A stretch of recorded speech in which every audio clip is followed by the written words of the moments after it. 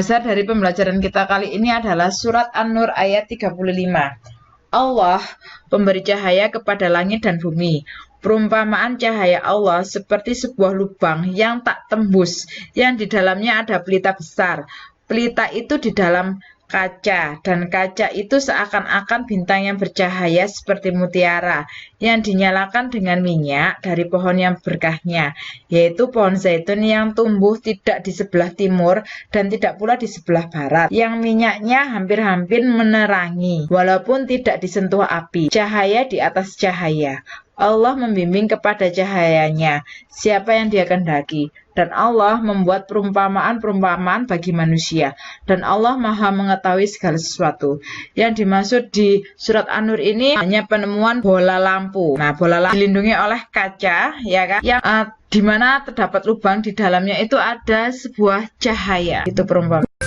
Assalamualaikum warahmatullahi wabarakatuh. Hari ini kita akan membahas tentang listrik dinamis.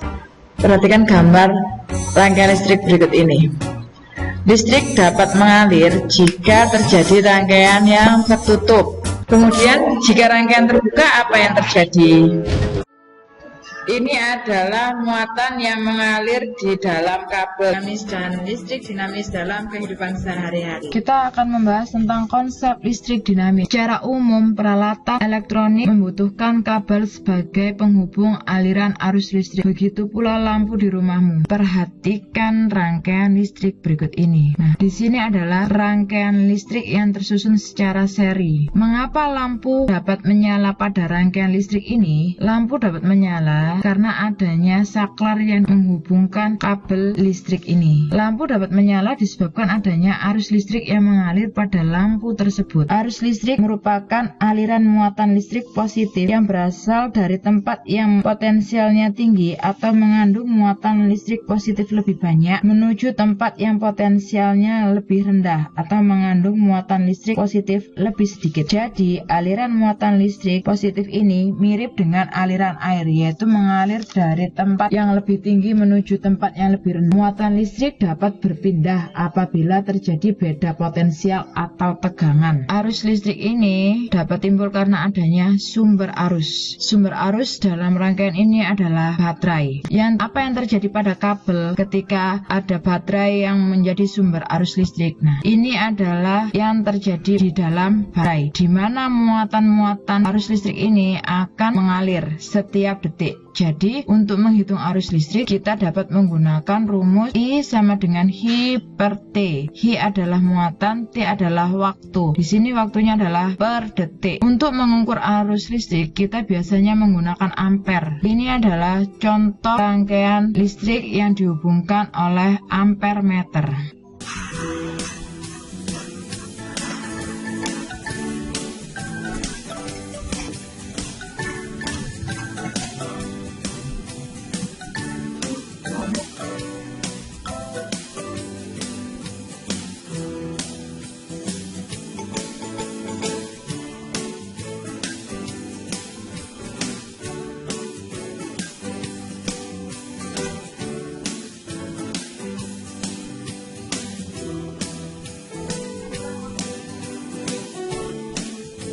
Kita tadi sudah menyaksikan video tentang hukum Ohm dan pengertian tentang hambatan listrik. Di sini kita akan membahas tentang bahan pada hambatan listrik ini dibagi menjadi dua, yaitu isolator dan konduktor. Konduktor adalah bahan yang dapat menghantarkan listrik, sedangkan isolator adalah bahan yang sulit untuk menghantarkan listrik.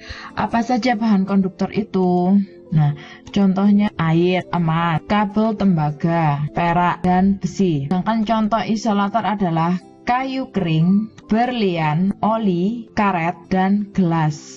Hambatan listrik atau yang biasa disebut dengan resistor ini dapat dihitung dengan menggunakan rumus R sama dengan Rho L per A. Rho ini adalah hambatan jenis kawat. Hambatan jenis kawat ini adalah suatu tetapan yang membedakan daya hantar zat satu dengan zat yang lainnya. Nilai hambatan jenis tiap bahan berbeda, dan L adalah panjang kawat, sedangkan A pertama adalah luas penampang kawat. Banyaknya lampu yang menyala tergantung dari jenis rangkaian listrik di tempat itu. Ada satu saklar untuk satu lampu, ada satu saklar yang dapat digunakan untuk beberapa lampu.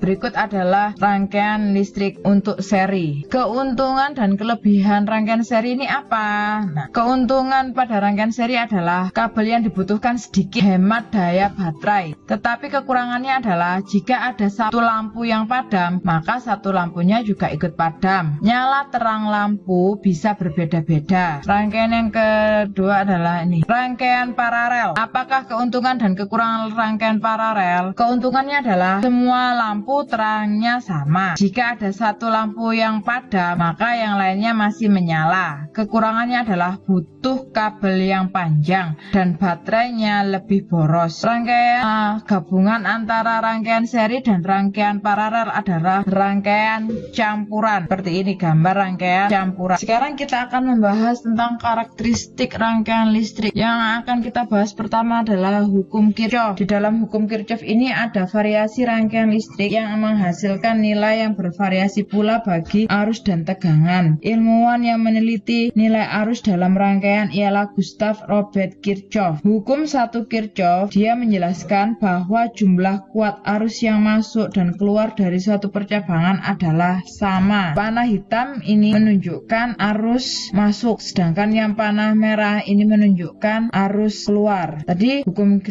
Kirchhoff menjelaskan bahwa jumlah arus masuk sama dengan jumlah arus keluar. Di sini arus masuknya adalah I1, I5, dan I4, semuanya dijumlah. Ini juga harus sama dengan I2 dan I3.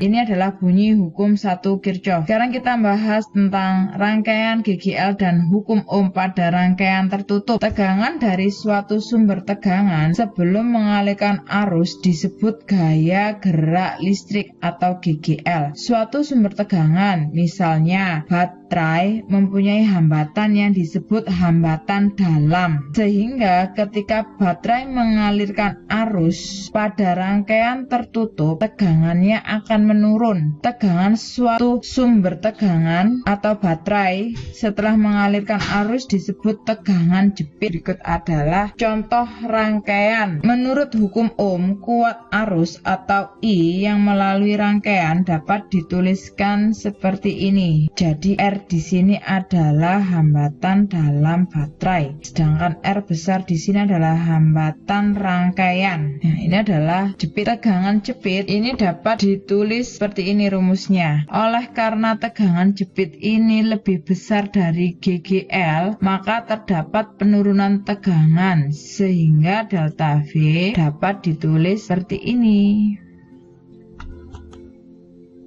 Untuk sejumlah N elemen yang disusun seri, maka berlaku hubungan seperti ini. Ini adalah contoh rangkaian seri. Sedangkan untuk rangkaian paralel, nah, hubungannya dapat ditulis seperti ini. Ini adalah contoh rangkaian paralel. Sekarang lanjut kita bahas tentang susunan seri dari hambatan. Sifat-sifat rangkaian seri. Nilai rangkaian seri atau biasa disebut RS itu dapat dihitung dengan menggunakan R1 ditambah R2. Seperti ini susunannya untuk rangkaian seri. Dan nilai arus listrik di tiap-tiap hambatan dapat ditulis I1 atau arus yang masuk itu sama dengan I2 dan I3 dan seterusnya. Sedangkan untuk tegangan pada tiap-tiap hambatan itu digunakan rumus F1 ditambah F2 dan seterusnya. Untuk susunan seri, hambatan berfungsi sebagai pembagi tegangan. Jadi tegangan itu rumusnya sama dengan hambatan. Dapat ditulis seperti ini. Untuk susunan paralel dan hambatan, sifat-sifat rangkaian paralel, nilai rangkaian paralel atau biasa kita sebut RP, ini adalah rangkaian paralel. Itu biasanya ditulis 1 per RP ditambah 1 sama dengan. Kita akhiri video pembelajaran tentang listrik dinamis part 1. Nantikan video part 2. Kami akhiri. Terima kasih. Assalamualaikum warahmatullahi wabarakatuh.